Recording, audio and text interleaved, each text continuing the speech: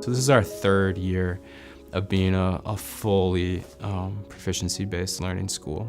When we think about cultural shifts and our experience with proficiency-based learning, the thing that comes to mind for me is a teacher that has been a veteran teacher said to me, I don't remember the last time talking about instructional practice and curriculum design at the copier. Like, now that's all I ever hear.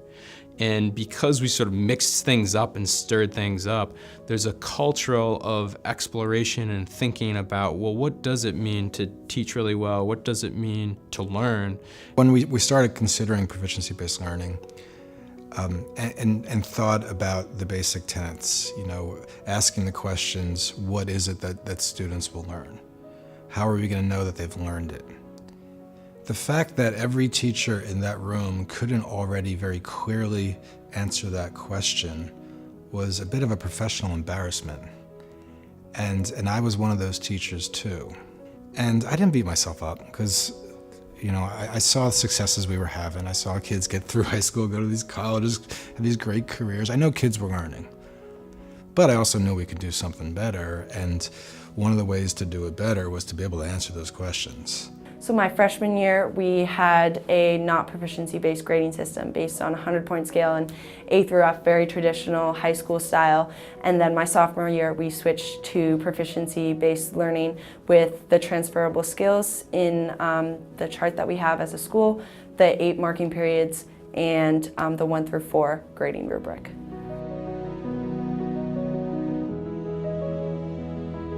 A bird's eye view of our assessment system is that we have 8 marking periods for a year-long course. And that's about a month per unit. And each unit has formative assessments. The students are able to practice and able to take a swing at the things that they're working on in that unit, in that proficiency indicator. And then they have a summative assessment. Those 8 summative assessments are basically averaged over the course of the year. So on a given summative assessment, it will assess the content proficiency and the transferable skill, which means that I need to have sufficient evidence on formative assessments that students are prepared for the summative. So ideally, you might do 3 formative assessments in that 10-day marking period to prepare students for that. You have to have really tight planning. So there's not really too much room for not having productive, focused days, because there's about 10 to 11 days in a unit, or classes in a unit, 4.5 weeks, from start to finish, including assessing. And so, I have to really kind of know what I'm doing day 1 through 10 ahead, and I never used to really do that. And sometimes that's kind of stressful, but in the end, I think it gets things pretty clear of what my goals are in sticking to kind of a pacing. So every marking period, I'll give them this 1-page document, like here's how you will show what you know at the end.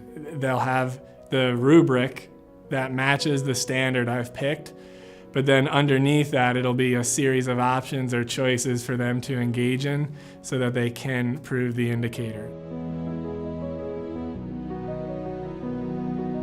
The first year that we rolled out proficiency-based learning at Montpelier High School, we did not have Solon block.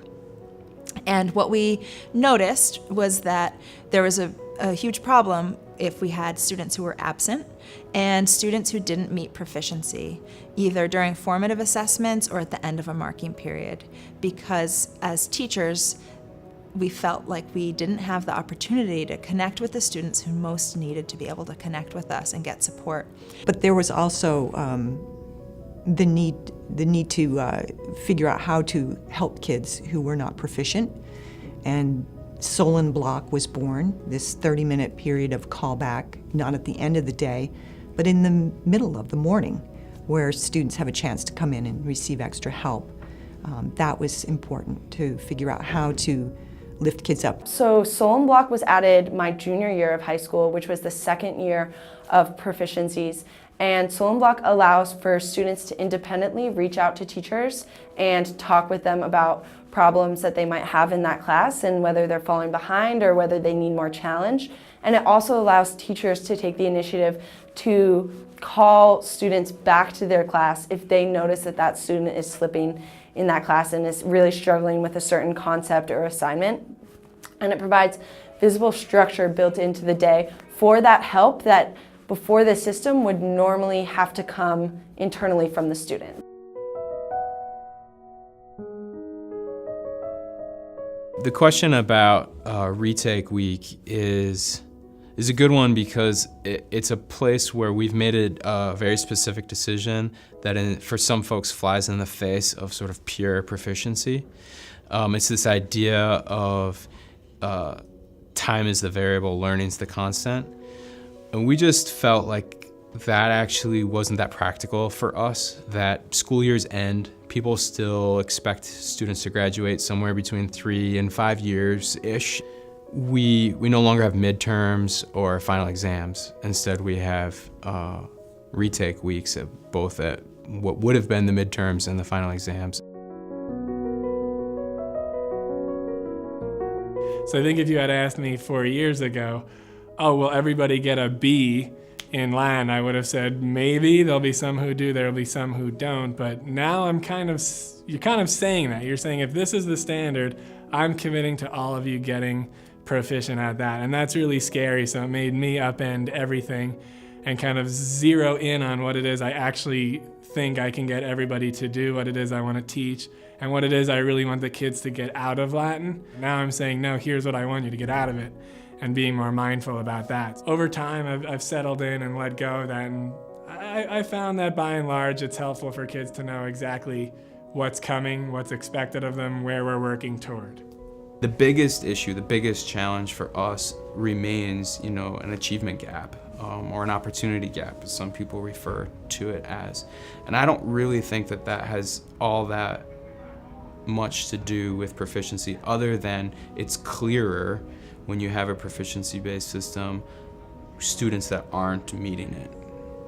There's just sort of less room to hide, so to speak, and so it's clearer that students aren't meeting the targets that you've set out. And so what do you do? What do you do if they're not proficient? And that's really our zone of proximal development, the area that we have plenty of growth to do in, is like, what do we do for struggling students?